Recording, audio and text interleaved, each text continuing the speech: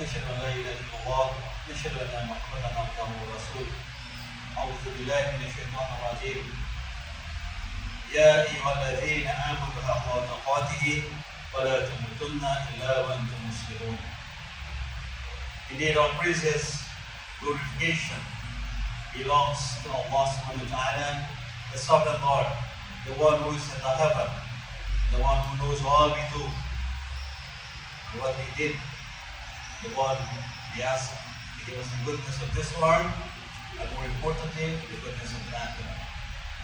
Brothers and sisters, my reminder firstly this afternoon to my own self, firstly, and to remind you that we are in the blessed month, and the 3 consecutive blessed months in the beloved calendar, the Islamic calendar, and that is Khutbah, Zulhijjah, and then Muharram. Razack is the one that starts. And so Allah subhanahu wa ta'ala has blessed us to witness the beautiful month of Khutbah. It began on the 28th of April. And so I was just checking out the calendar from both of the calendars we usually have in Ghana to verify that we have a similar thing.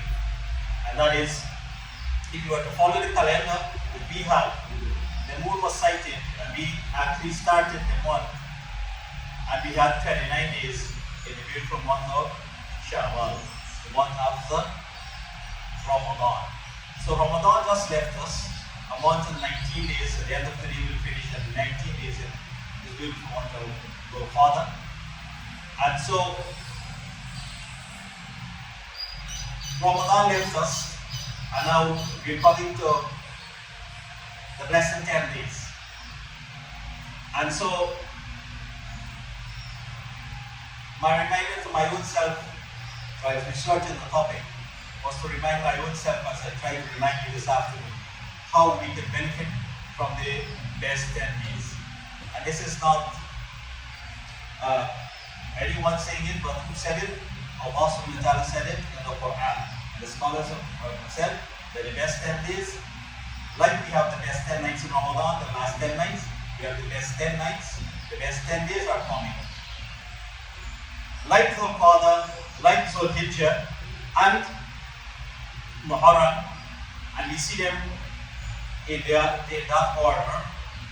And the scholars have said they were made sacred in those months because fighting is prohibited in those months. And so what happens is that the people of Mecca and so on in those days, it was okay for them.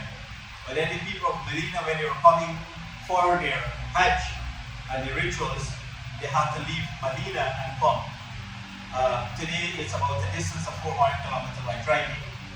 The train may take 2.5 hours there long. A bus will take 4 hours. They will travel for days and sometimes months, depends on the availability of animals and so on. And so what happened basically in these 3 months is that the month before Zulqa'dah, that's Zulhijjah, the month of Hajj, Allah subhanahu wa ta'ala prescribed that as a sacred month, so that there were no fighting. And the Quraysh knew this, and they would not fight with the Muslims. And so the Muslims will travel in Zulqa'dah, and they will go to make Hajj in Zulhijjah. And then when Zulhijjah is finished, they spend some time and so on, and then they travel back, and they go back, and they have Muharram, another month, that they would be able to travel back, and there would be no fighting. And this is from the mercy of Allah subhanahu wa ta'ala. But to remind you me this afternoon as to what is the best deed that one could have done in these 10 days of Zulhijjah that is coming. And to remind me and you, if we check our calendar and we check the Islamic aspect of our calendars, both of them will be a day out. So they're telling us the father, as of today, is 18 days, but it's only 19 days because of the fact that we started a day early. And so it therefore means we can, the earliest we will be able to get, or the latest we can actually be in this month would be 27th of May. Because the moon is burning at about 11:05 on the 26th, which is Independence, just before Independence, midnight of Independence, if you want to see it was down here. And so the moon is burning here. And so by the end of the 27th day, we would have finished 30 days, so we can't go any further. The Islamic months, they have either 29 or 30 days. So it's not a case of us. And alhamdulillah, the way it looks this year, as if we'll have a unified Eid al-Adha, because everyone will likely to sin at the same time. And so, as I said, on the 20th of May would be the first day of Dhul Hijjah. So what do you do in the days of Dhul Hijjah? And these are the best days. As I said, it starts 28th May and it finishes 6th June. 6th June is a Friday when it culminates with the sacrifice. And of course, there are 3 days after the days of Tashriq, so on, those who goes to Hajj, you understand that. So what is it could we be doing in these days, in these 10 days? One of the best and meritorious acts is to do Hajj and to go to the pilgrimage to Mecca and to do the Hajj. But understand it, brothers and sisters, it is an invitation from Allah. It is not because I have money and I have health and strength and I got power and I have a new plane. That doesn't dictate us going to Hajj. It is what is written for me, you brothers and sisters. And it is what we want. I often tell the brothers, I've known of an individual who within 2 years was able to save from their earnings. Within 2 years was able to go and spend $2 million to do Hajj. But you know what? When you reflected on it, brothers and sisters, it was the longing, it was the craving, it was a desire for that individual to go to Hajj. And I can tell you further, as of now, you don't necessarily have to have money, you don't have to have $3 million to go Hajj, you can get to go to Hajj for free. And there are many people who went to Hajj before this even got started. Because somebody went to Hajj, or they got money, and they feel, look, I'll give you. So they'll pay my ticket, and I go to Hajj. And so, brothers and sisters, I want to say to me and you, do not be like the rest of people in society and say, my house got to rebuild. I can't make Hajj. Brothers and sisters, I say to you this afternoon, make your intention and let it be something at the back of your mind, something that you wanted to achieve. And by the permission of Allah subhanahu wa ta'ala, it will become a reality. And I can tell you many, many stories, but we're not here for that this afternoon. Your intention is what matters. Make sincere dua to Allah subhanahu wa ta'ala that you are chosen to go there. As I said, you don't go because you got wealth and you got the time and you got anything else, because Allah subhanahu wa ta'ala has. And so if you wanted to get there, by the part from Allah subhanahu wa ta'ala, you'll be able to get there. So get away with the myth that you gotta get $3 million to go to Hajj now, and get away with the myth of the other things and so on. You can get here for free. Right? You'll get a free ticket. And who will make it possible? Not me nor you. Allah subhanahu wa ta'ala will make it possible. Brothers and sisters, let us encourage each other every day of our lives to make dua to Allah subhanahu wa ta'ala that we're able to witness and to go to the Hajj by the permission of Allah subhanahu wa ta'ala. And for those of us who are not going to the Hajj, what else can we do? No, because as I said, it's an invitation from Allah subhanahu wa ta'ala. Only one of the brothers from our Jama'ah that we are aware of is going to the Hajj. We have other brothers who come here and pray Salah and so on. Dr. Teep said it last week. They will pray Salah with us and so on, but they're not from here.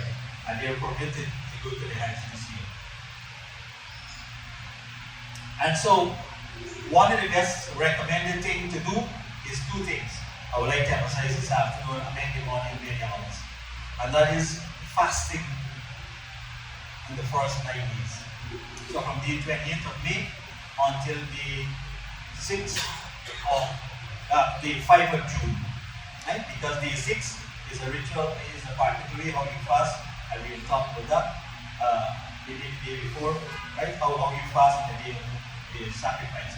Rather, I should say, on the day of the sacrifice, basically you don't eat anything in the morning when you wake up, and you just literally stay hungry in that form, no drinking, no water, nothing like to take it so right? And so you would basically be fasting until the animal is slaughtered. You'll take a piece of it and eat it, and that is what you'll break your fasting. And that's the way the purpose of the balance. That's the intent. So you and I have the opportunity, brothers and sisters, to fast for 10 days. Of course, most of us can do at least the 9 days. The 9th day, which is the day of Arafah, is one that is meritorious, right? And that is the day the Hujjaj will stand on the plains of Arafah. So our brothers and sisters who are going to the Hajj, they will stand on the plains of Arafah. They will stand from Salatul Zuhr, like now, until Salatul Maghrib. They are permitted, this is the Sunnah of the Prophet along that time, and they will stand on the plains of Arafah. But of course, it was not like the days of the Prophet because your tents are AC, and you have water, and you have food, and everything else inside here. So it's not like, it's like really excursion if you want to put it. When you carry the plains of Arafah, you're there in an AC tent. So your choice, you want to stand up in the tent, you want to sit down in the tent, and you can make it on to Allah subhanahu wa ta'ala. And so for those brothers and sisters who are going to the Hajj, they do not fast on that day. Right? Because they're standing in the plains of Arafah. This year, temperature might grow or skyrocket to about maybe 48, 50 degrees Celsius. And that's the temperature they're likely to have this year on Hajj. If you follow their temperatures now, you'll find it around that. And so they're looking at it, right? And it gives advice and guidelines and so on. And so, the 9 is very key and very important. So for us brothers and sisters, if you can fast in the first 8 days, make sure you fast in 9 days. You know we said we fast 2 days because we didn't show which is Arafah. Like I said this year, by the permission of God, it seems all set for us to have one Eid. Guyana, Saudi, US, everybody. Eid al-Adha. So make sure at least you fast on day 9, which is happens to coincide with which is basically the 5th of June. And as I said, we're standing, our brothers and sisters are standing in the plains of Arafah. And the hadith of the Prophet said, there's no Allah subhanahu wa ta'ala allows remaining people to be able to have their sins forgiven. And the one who misses Arafah has missed his Hajj.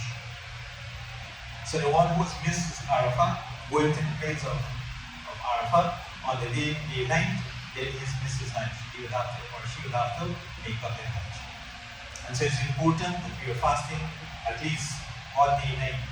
Those of us who can, as I said, those of us who can, please brothers and sisters, it is important. And the other one our Khatib mentioned last week, and that is the sacrifice, the Qurbani. Brothers and sisters, it is important that this is something, it's a command from Allah subhanahu wa ta'ala that we do. It is a command from Allah subhanahu wa ta'ala. Who did it? Ibrahim alayhi salatu wasalam. Do you have to have nisab? Do you have to have $150,000? No. But you can't go borrow money with the intention of paying it back. I wouldn't go down that one. So don't go borrow money to pay back the thing. Because if you die, then you'll be dead. And that will be serious for us. So make sure that you're doing that. Right? The sacrifice, brothers and sisters, often we see it from where we are. The man said, brother, I'm doing the sacrifice for me. You understand? Brothers, sisters, if you're doing a sacrifice, a shear, an animal is done for an individual and his or her family. So we hope this year don't come and tell anybody, yeah, I'm doing it, brother, I'm doing it, the sacrifice for me. Don't do it for you. Right? And what's the purpose of the sacrifice. It is said what? That the animal will help us to cross Khutbah, the bridge that is sharper than a sword on the day of Yom Kippur. So you want to go paradise alone, and you tell your wife that you love her, you tell your daughter and your son you love them, and you're still going to school and you're not doing Quran for them. Why? You got to do 5 share because it's 5 of you. No, you don't have to. You're the head of the home. Then do 1 share for you and the family. And tell the person who's doing it with. I'll tell you another thing, brothers and sisters. As we said, if you can't get onto the share because if you got $50,000 to $60,000, then buy a sheep and do it at your own home. Nobody not do it for you. It ain't got no special intention for this Qurbani to do. It is what is from within us. Right? So you buy your sheep, you not tell nobody. Don't tell nobody that you buy the sheep and you're killing the sheep. Buy the sheep and kill it and do 3 things and do it the right way. Right? Many times what I found people doing, hey brothers, I buy a nice sheep, I will kill him. But I don't do the right thing after that. The sacrifice, brothers and sisters, has its requirements. So don't tell people you buy the sheep, kill it in home, nobody can know. Right? Bore a hole into the skin, go YouTube, Google it, check it out. Bore a hole, get a pump, and put ear inside and all the skin come out. In half an hour you got the sheepskin off. Right? And you want some help, tell us, we'll tell you how to get it done. You ain't got to tell nobody. But again, what is important is the sharing the meat. So brothers, sisters, I'm saying to you this afternoon, the sharing the meat is important. Right? So when you don't kill anything and you chop it up, right? Make sure you got a scale, or you can get a scale, right? Because the sheep doesn't weigh much. If you buy a 100-pound sheep, you don't get 150 pounds. It's half and half. So weigh the thing. If you get, I'm just using a wrong figure, if you get 30 pounds of meat, then just keep 10 pounds, put it in your fridge, as we do with that. Make sure you're giving 10 pounds to the poor and the needy. I hope you understand this. 10 pounds has to be given to the poor and the needy. And oftentimes I said to me you, and I say it again, if you know such and such person drinks rum, you don't give them money. You know it is good. You go buy drinks and you give them. What do you want to do with your share? Do you want to give it to any poor and needy person? Or you would like to give it to people who are praying their salah? Which is better? Give it to anybody because you just need to give it out? No, it is better. Because if you give a piece of meat to a man who's praying, whenever he prays his salah, and if he cook the meat 3 times, because it's mutton and nobody will eat too much of mutton forever, and they might, chicken is cooked, not chicken, but mutton you cook a little bit. So the man said, buy this 2 pork and we get it, we cook over 3 days. And he prayed 6 salah with it. Look at the amount of blessings you're getting from the meat that you give to someone. And that is what is key, brothers and sisters. We're not giving people things for any other reason. Give to get more from it. And that's what Islam taught us. Right? And then find your friends and family and give them the following 1/3. And that is how we share the meat, brothers and sisters.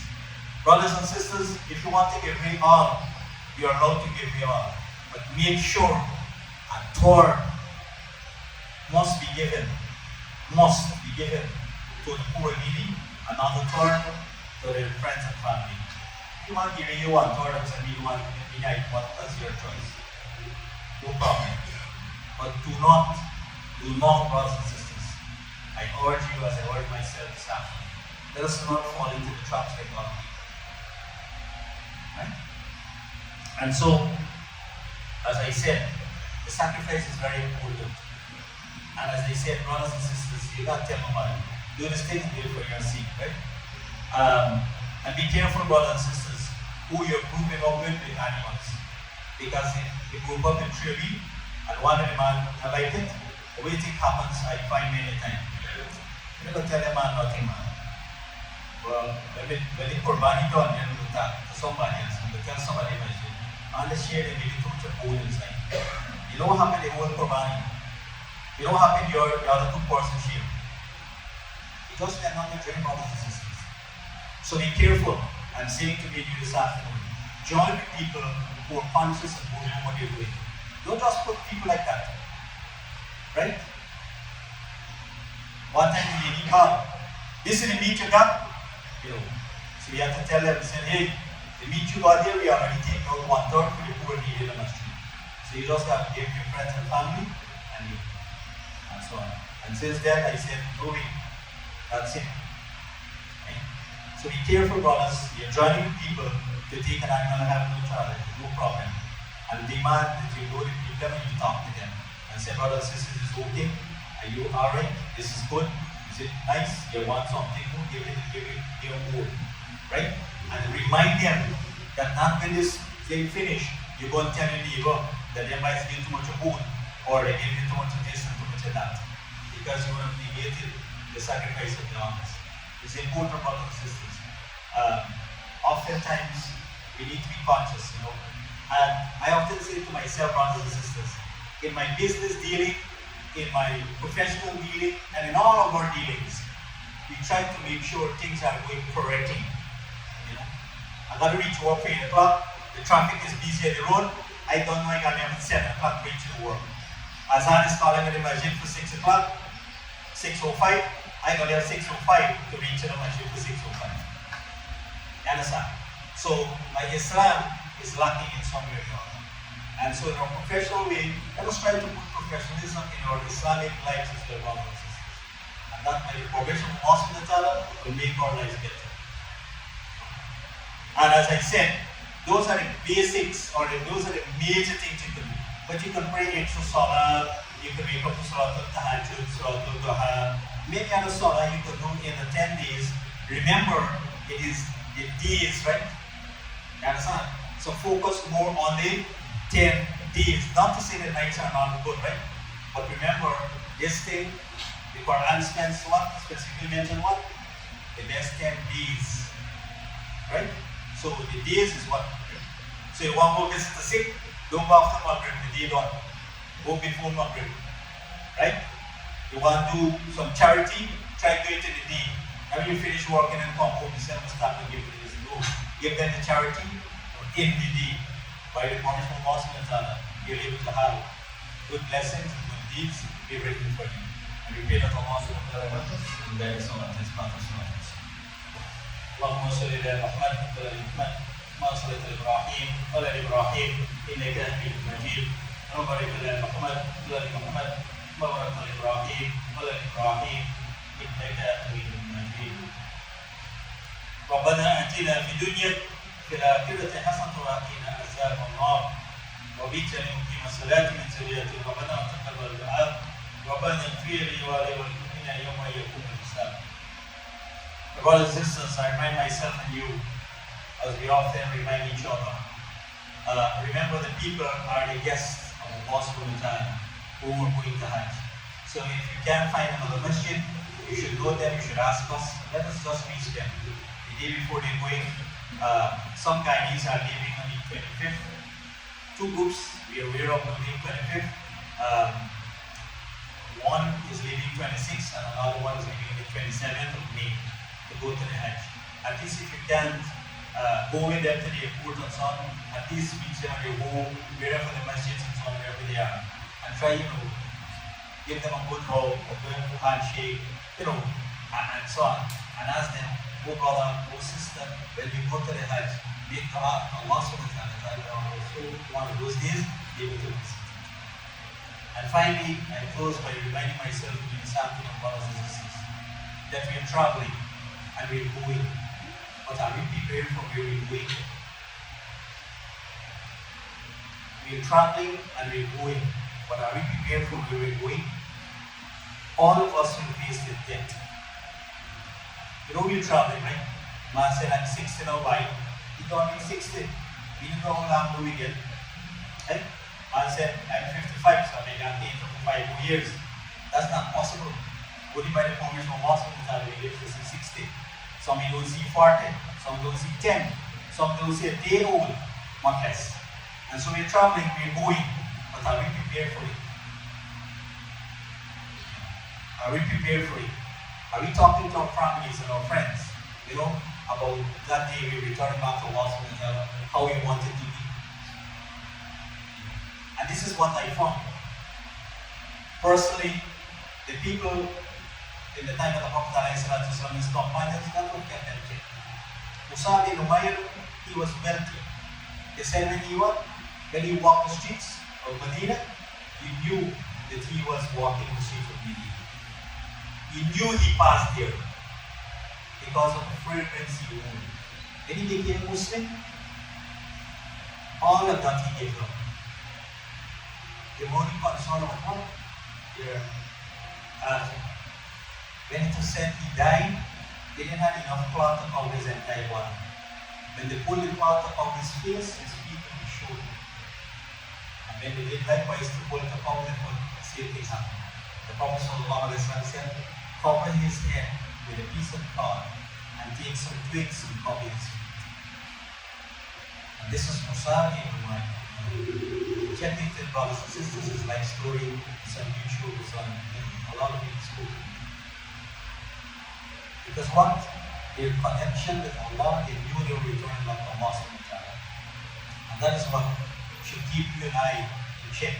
And this is what kept the messenger and their companions and the rightly guided predecessors good ending. Because they were always concerned of what will happen. Don't worry with the things that you're seeing in the news and it's happening today. Don't worry them, because you and I don't have any control over those things that is happening. Only Allah subhanahu wa ta'ala has control on the world and world affairs. Allah knows best what He's doing and why He's doing it. So, be it here at home, I remember I was telling a colleague of mine, I said, did you ever see ice in the Demerara River? And they said, no. I said, yes. And I show you a video of ice was floating in the Demerara River. Because all we did, before we shopped it, and we took the Starbucks market and we bid with as if ice was floating in their arms. And so people are doing this, brothers and sisters, today to get you and I worked up and to get us pumped up and to think, oh, I want to do this, I want to do that, I want that. And so what happens? After a while, you're so stressed, your brain saw that, and you're studying what will happen next. Don't worry what will happen next. What happened next is with Allah. Don't study with the people of Palestine. I'm glad for the people of Palestine. I'm glad for the people of Gaza. Because the hadith and Prophet is true. Quran is true. Their death is guaranteed paradise. So I'm not bothered for them. I got bothered for me, brothers. I got study for me. All of we got study for decent. So let us not. I see now we have a new number comes out. 915. Yeah, 915. One of the topics we wanted to do after Ramadan, we said mental health is. So now we have a new number. We don't call 911 anymore. We call it 915, not your mental health issue. How you will not problem your health, your mental health?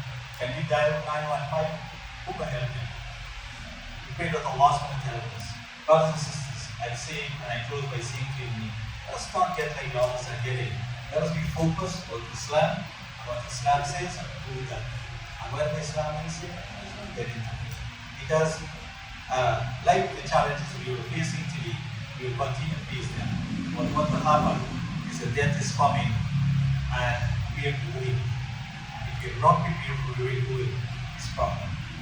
Close by saying to you this afternoon, look back today, tonight, tomorrow, sometime. First night in the grave, what the scholars said, and how they did it in the Massood. ربنا آتنا في الدنيا وفي الآخرة حسنة